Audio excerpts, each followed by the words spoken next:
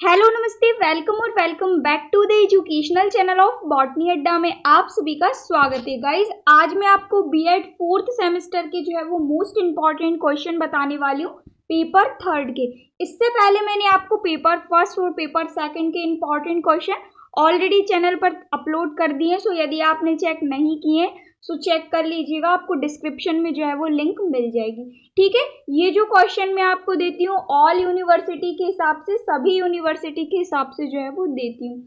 आपका जो third paper है ये आपका कॉमन पेपर है, जिसका नाम है समावेशी विद्यालय का सृजन, यानी creative and inclusive education English में इसको कहा जाता है। और ये जो आपका थर्ड पेपर है ये आपका कॉमन पेपर है, जो कि 75 मार्क्स का एग्जाम आपका होगा, यानी 75 मार्क्स की थ्योरी यहाँ से आपके एग्जाम में पूछी जाएगी। ठीक है, 2024-25 का न्यू जो ऑथेंटिक सिलेबस आपका दिया गया है उसके अकॉर्डिंग मैं आपको जो है वो आज की क्वेश्चन प्रोवाइड करने वाली हूँ।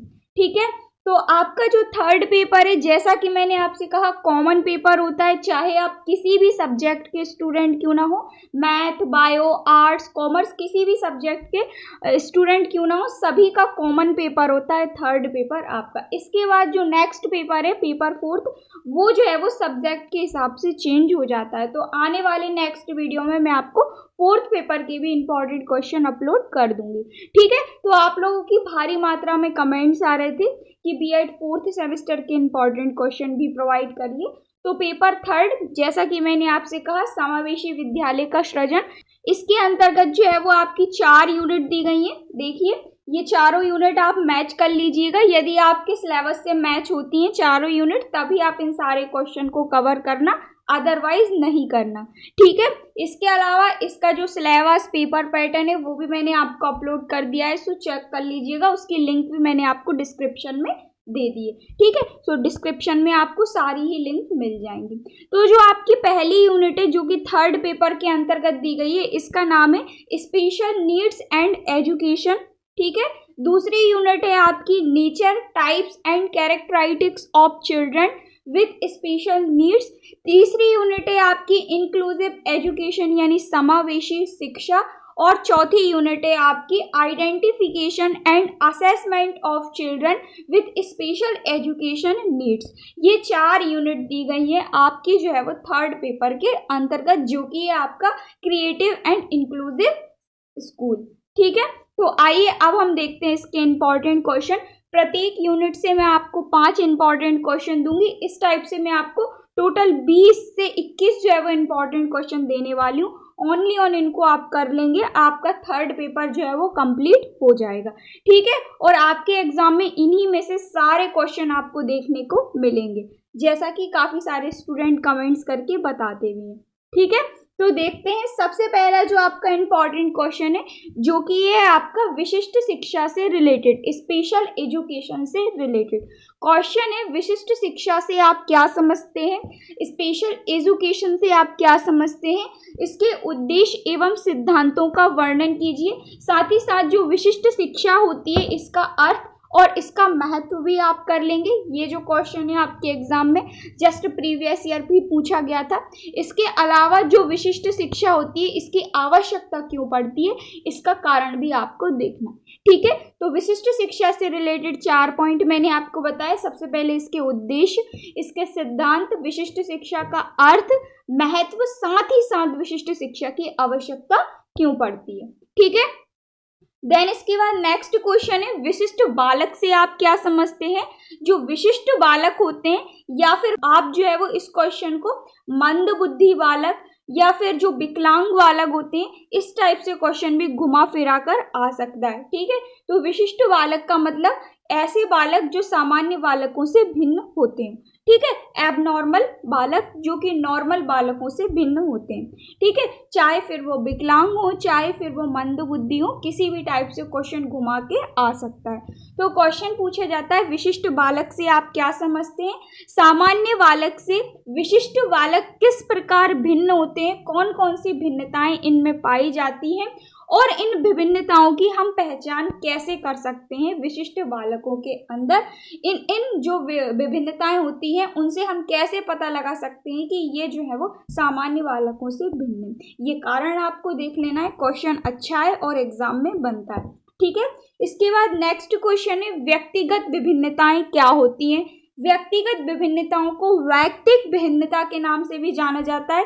दोनों ही वर्ड आपके सेम है, ठीक है, कंफ्यूज मत होइएगा। इस टाइप से भी क्वेश्चन आ सकता है, इस टाइप से भी क्वेश्चन आ सकता है। ठीक है, तो व्यक्तिगत विभिन्नताओं से आप क्या समझते हैं, इसके प्रकार आपको देखने हैं, इसको प्रभावित करने वाले कारक आपको देखने हैं, इन सभी का वर्णन आपको करना है। ठीक है, तो व्यक्तिगत विभिन्नताएं क्या होती हैं, इसके प्रकार और इसको प्रभावित करने वाले कारण।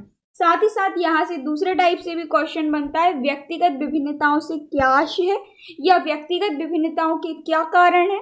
इनके कारण शिक्षक जो होते हैं अपने शिक्षण के समय, पढ़ाने के समय कौन कौन सी समस्याओं का सामना जो है वो करना पड़ता है शिक्षक को, यानी टीचर को, टीचिंग में यानी शिक्षण में। ठीक है, इस टाइप से क्वेश्चन भी एग्जाम में बनता है। देन इसके बाद नेक्स्ट क्वेश्चन है question number 4, very very very important है। क्वेश्चन है आपका, शिक्षा के सार्वजनिकरण से क्या तात्पर्य है, इसकी आवश्यकता आपको बतानी है, महत्व आपको बताना है। साथ ही साथ जो शिक्षा का सार्वजनिकरण है, प्राथमिक शिक्षा के सार्वजनिकरण में कौन कौन सी समस्याएं होती हैं जिनको एवं इनको दूर कैसे किया जाता है, दूर करने के उपाय क्या क्या होते हैं, सुझाव क्या क्या होते हैं। वेरी इंपॉर्टेंट क्वेश्चन है, अच्छे से कवर कर लीजिएगा। ठीक है, देन इसके बाद 5th क्वेश्चन है, मोस्ट इंपॉर्टेंट क्वेश्चन है, कोठारी शिक्षा आयोग से रिलेटेड। कोठारी शिक्षा आयोग ने 10+2+3 का जो नियम दिया था, किस आधार पे दिया था, किस बेस पे दिया था, वो सब आपको बताना है शिक्षा के क्षेत्र में। ठीक है, तो क्वेश्चन यहाँ से बनता है 10+2+3 पर कोठारी शिक्षा आयोग के विचार को व्यक्त कीजिए। ठीक है, या फिर नेक्स्ट टाइप से जो आपका क्वेश्चन है वो भी पूछा जाता है। दूसरे टाइप से क्वेश्चन आता है, कोठारी कमीशन ने शिक्षा के पाठ्यक्रम की किन संभावनाओं को जो है वो अपने विचारों में प्रस्तुत किया था, वो भी आपको बताना है। ठीक है, देन इसके बाद 6 क्वेश्चन, जो कि मैं आपसे गारंटेड बोलती हूँ दोनों में से एक क्वेश्चन आपके एग्जाम में छपने वाला है, डायरेक्ट 5 नंबर का। ठीक है, वेरी वेरी वेरी इंपॉर्टेंट है, जितने भी स्टार आप लगा लो उतने कम है। ठीक है, पहला क्वेश्चन यहाँ से 2 क्वेश्चन मैं आपको दे रही हूँ। पहला मैं दे रही हूँ आपको 1986 की राष्ट्रीय शिक्षा नीति और दूसरी 1992 की राष्ट्रीय शिक्षा नीति। इसके अंतर्गत सबसे पहले आपको 1986 की जो राष्ट्रीय शिक्षा नीति इसकी विशेषताएं करना है। इसमें संशोधन किस किस टाइप से किया गया, कौन कौन से बात रखी गई, कौन कौन से पॉइंट रखे गए, किन किन आधार पर संशोधन किया गया, मुख्य विशेषताएं क्या होती है, मुख्य बिंदु क्या होते हैं, सभी कुछ आपको देख लेना है। 1986 की राष्ट्रीय शिक्षा नीति, हो सकता है 1986 की राष्ट्रीय शिक्षा नीति ही आपके एग्जाम में पूछ ली जाए। ठीक है, देन इसके बाद नेक्स्ट है आपकी 1992 की राष्ट्रीय शिक्षा नीति, इसकी विशेषताएं, इसके मुख्य बिंदु, इसका संशोधन, सभी कुछ आपको देख लेना है। दोनों क्वेश्चन बहुत ही ज़्यादा इंपॉर्टेंट है, एक क्वेश्चन आपके एग्जाम में पूछा जाएगा। ठीक है, अब हम बढ़ते हैं नेक्स्ट क्वेश्चन की तरफ। नेक्स्ट क्वेश्चन है, भारतीय संविधान में शिक्षा के केंद्र व राज्य सरकारों की प्रमुख भूमिका एवं नीति निर्देशक तत्व कौन कौन से होते हैं, स्पष्ट कीजिए। ये भी आपका इंपॉर्टेंट क्वेश्चन है जो कि आपका भारतीय संविधान से रिलेटेड है। ठीक है, नेक्स्ट क्वेश्चन है, श्रवण बाधित से आप क्या समझते हैं। पहला टॉपिक है आपका श्रवण बाधित बालक और दूसरा है आपका दृष्टि बाधित बालक। यहाँ से भी मैं आपसे बोल रही हूँ एक क्वेश्चन जरूर आपके एग्जाम में पूछा जाएगा 5 नंबर का। ठीक है, चाहे फिर वो श्रवण बाधित बालक आए या फिर दृष्टि बाधित बालक आए। देखिए, जो श्रवण बाधित बालक होते हैं इनको सुनने में कहीं ना कहीं दिक्कत आती है, और जो दृष्टि बाधित बालक होते हैं इनको जो है वो कहीं ना कहीं देखने में दिक्कत आती है। अब क्वेश्चन बनता है कि जो श्रवण बाधित बालक होते हैं इनको किस टाइप से शिक्षा के क्षेत्र में पढ़ने में जो है वो दिक्कत आती है, इनको किस किस टाइप से जो है वो प्रॉब्लम्स आती हैं, इनका समाधान हम कैसे कर सकते हैं, जो श्रवण बाधित बालक होते हैं इनकी विशेषताएं क्या होती हैं, इस टाइप से क्वेश्चन आपके एग्जाम में सिंपली पूछे जाते हैं। तो यदि आपको जो है वो क्वेश्चन का जो वर्ड दिया है श्रवण बाधित बालक, यदि आपको इसका ही मतलब पता है तो आप आसानी से बना बना के लिख सकते हैं। ठीक है, आपको पढ़ने की ज़रूरत ही नहीं, जैसा कि मैंने आपको आपको बताया श्रवण बाधित बालक। तो श्रवण बाधित बालक क्या होते हैं भैया? ऐसे बालक जिनको जो है वो कहीं ना कहीं सुनने में, श्रवण यानी सुनना, सुनने में दिक्कत आती है, ऐसे बालकों को श्रवण बाधित बालक कहते हैं। अब ये जो श्रवण बाधित बालक है, इनको किस किस टाइप की प्रॉब्लम्स को फेस करना पड़ता है, ये सभी आप थोड़ा बहुत पढ़ेंगे तो बस इजीली आपको जो है वो छप जाएगा। अब आप लोग जो है वो रटने की कोशिश करते हैं तो रटने में आप जो है वो सब भूल जाते हैं एग्जाम के टाइम पर। तो कोशिश करिएगा कि बीएड में आप बिल्कुल भी ना रटें, जितना हो सके उतना जो है वो चीज़ों को समझिए, क्योंकि इसमें जो है वो लिखना ज़्यादा पड़ता है। ठीक है, तो अब मैं आपको क्वेश्चन बता देती हूँ। क्वेश्चन यहाँ से बनता है श्रवण बाधित बालक से। सबसे पहली बात, श्रवण बाधित बालकों से आप क्या समझते हैं, इनकी विशेषताएं क्या क्या होती हैं। ठीक है, दूसरे टाइप से क्वेश्चन यहाँ से आपका बनता है, श्रवण बाधित बालकों को शिक्षा में शिक्षक की भूमिका बताइए। यानी कि जो श्रवण बाधित बालक होते हैं, इनको जो है वो पढ़ाई के क्षेत्र में किस किस टाइप से दिक्कत आती है, और शिक्षक जो होते हैं, टीचर जो होते हैं, उनकी हेल्प किस टाइप से करते हैं एजुकेशन में। ठीक है, देन इसके बाद नेक्स्ट क्वेश्चन बनता है, श्रवण बाधित बालकों के संप्रेषण तकनीकी की भूमिका को स्पष्ट कीजिए। तो ये जो 3 क्वेश्चन मैंने आपको बताए, इनको आप देख लीजिएगा। श्रवण बाधित बालक, ऐसे बालक जो सुनने में जिनको कहीं ना कहीं दिक्कत आती है। ठीक है, इसके बाद नेक्स्ट क्वेश्चन है, दृष्टि बाधित बालकों से आप क्या समझते हैं, इनकी विशेषताएं, इनकी मुख्य समस्याएं, शैक्षणिक प्रावधानों का वर्णन कीजिए। ठीक है, तो ऐसे बालक जिनको जो है वो देखने में दिक्कत आती है, उनको कहते हैं दृष्टि बाधित बालक। ठीक है, दोनों क्वेश्चन मोस्ट इंपॉर्टेंट है, एक क्वेश्चन आपके एग्जाम में जरूर आएगा। देन इसके बाद नेक्स्ट क्वेश्चन है, अधिगम बाधित बालक किसे कहते हैं। अब अधिगम बाधित बालक क्या होता है, तो ऐसे बालक जिनको कहीं ना कहीं अधिगम करने में, जिनको कहीं ना कहीं स्टडी करने में, जिनको कहीं ना कहीं पढ़ाई करने में दिक्कत आती है। अब वो दिक्कतें किसी भी टाइप से हो सकती है, सुनने से भी हो सकती हैं, बोलने से भी हो सकती है, देखने में भी हो सकती है, लिखने में भी हो सकती हैं। तो इस टाइप की किसी भी टाइप की जो है वो प्रॉब्लम्स हो सकती हैं, जो कि उनको अधिगम के टाइम पर, पढ़ने के टाइम पर, अपनी जो है वो शिक्षण के टाइम पर जो है वो क्या होती है, आती हैं। तो ऐसी जो प्रॉब्लम्स होती है जो कि बच्चों को आती हैं, देखने से संबंधित, सुनने से संबंधित, बोलने से संबंधित, लिखने से संबंधित, उनको कहते हैं अधिगम बाधित बालक। ठीक है, अब क्वेश्चन आता है, अधिगम बाधित बालक क्या होते हैं, इनकी पहचान कैसे कर सकते हैं, इनकी विशेषताएं क्या होती हैं, इनकी प्रमुख समस्याएं क्या होती हैं, शिक्षण के क्षेत्र में इनकी शिक्षण विधियां क्या होती हैं, शिक्षा के क्षेत्र में इनकी शिक्षण विधियां क्या क्या होती है, इनका कक्ष प्रबंधन क्या होता है। यानी कि ऐसे जो बालक हैं जिनको जो है वो अपनी पढ़ाई के क्षेत्र में दिक्कत आ रही है, तो इनकी कक्षा का जो एनवायरमेंट है, हम कैसे जो है वो इनको जो है वो सुविधा पूर्वक बना सकते हैं। ठीक है, तो उसका मतलब है कक्ष प्रबंधन। तो ये क्वेश्चन भी आपका इंपॉर्टेंट है, अधिगम बाधित बालकों से रिलेटेड। देन इसके बाद नेक्स्ट क्वेश्चन है, प्रतिभाशाली छात्र से आप क्या समझते हैं। प्रतिभाशाली छात्र क्या होते हैं, इनकी प्रमुख विशेषताएं क्या होती हैं, आप इनकी शैक्षिक व्यवस्था जो होती है उसको किस प्रकार से करेंगे। ये भी आपका इंपॉर्टेंट क्वेश्चन है, प्रतिभाशाली छात्रों से रिलेटेड। देन इसके बाद नेक्स्ट क्वेश्चन है, विद्यालय प्रबंधन से आप क्या समझते हैं। विद्यालय प्रबंधन का महत्व, उद्देश्य, क्षेत्र, महत्व, विशेषताएं, इन सभी का वर्णन आपको करना है। ठीक है, ये भी आपका इंपॉर्टेंट क्वेश्चन है। देन इसके बाद नेक्स्ट क्वेश्चन है, पाठ्य सहगामी क्रियाओं से आप क्या समझते हैं, शालाओं में इनकी उपयोगिता क्या होती है। वेरी वेरी वेरी इंपॉर्टेंट है, ये आपका 2-3 बार से रिपीट हो रहा है। ठीक है, पाठ्य सहगामी क्रियाएं क्या क्या होती हैं। ठीक है, तो ये भी आपका इंपॉर्टेंट क्वेश्चन है, अच्छे से कवर कर लीजिएगा। देन इसके बाद नेक्स्ट क्वेश्चन है, सीखने की सुविधा प्रदान करने में पाठ्यक्रम क्रियान्वयन में शिक्षक की भूमिका का वर्णन कीजिए। इंपॉर्टेंट क्वेश्चन है।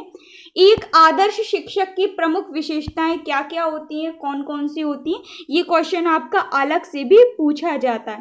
ठीक है, तो देख लीजिएगा, और आदर्श शिक्षक की प्रमुख विशेषताएं 7 से 8 कर लीजिएगा। देन इसके बाद नेक्स्ट क्वेश्चन है, मार्गदर्शन से आप क्या समझते हैं। वेरी इंपॉर्टेंट है, क्वेश्चन आपके एग्जाम में जरूर बनेगा। एक बात और याद रखिए, ये जो आपका मार्गदर्शन है, इसको दूसरे नाम से भी जाना जाता है, जिसे कहते हैं परामर्श सेवा। क्या? परामर्श सेवा को ही कहते हैं मार्गदर्शन। दोनों ही आपके सेम वर्ड है, कंफ्यूज मत होइएगा, ठीक है। तो परामर्श सेवा से क्या आशय है या मार्गदर्शन से क्या आशय है, मार्गदर्शन की आवश्यकता क्यों पड़ती है, मार्गदर्शन के प्रकार कौन कौन से होते हैं, ये सारे टॉपिक देख लीजिएगा एक बार। और ये जो मार्गदर्शन है इसको परामर्श सेवा के नाम से भी जाना जाता है, ठीक है। आशा करती हूँ आपको क्लियर हुआ होगा। देन इसके बाद नेक्स्ट क्वेश्चन है क्रियात्मक अनुसंधान क्या होते हैं, क्रियात्मक अनुसंधान कौन कौन से होते हैं, विशिष्ट बालकों पर क्रियात्मक अनुसंधान कैसे किए जाते हैं, प्रमुख क्रियात्मक अनुसंधान के चरणों का वर्णन कीजिए। वेरी इंपॉर्टेंट क्वेश्चन है आपका, ठीक है। इसके बाद जो 17वां क्वेश्चन मैं आपको दे रही हूँ, यहाँ से क्वेश्चन बनेगा आपका।